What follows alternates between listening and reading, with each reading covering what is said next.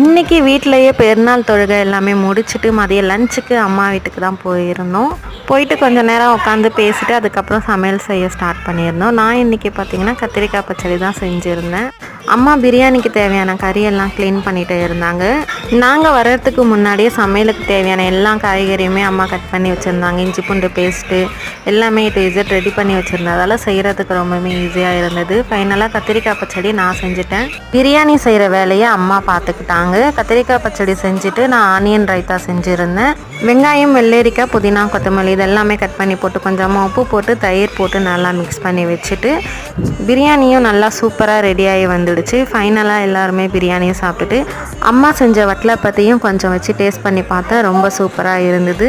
அல்ஹம்துலில்லாஹ் இன்னைக்கு இது ரொம்ப நல்லாவே போச்சு. உங்களுக்கு எப்படி போச்சு? உங்கள் வீட்டில் என்ன ஸ்பெஷல்னு சொல்லி கமெண்ட்டில் சொல்லுங்கள். வீடியோ பிடிச்சிருந்தால் மறக்காமல் லைக் பண்ணி ஷேர் பண்ணி சேனலையும் சப்ஸ்கிரைப் பண்ணிக்கோங்க.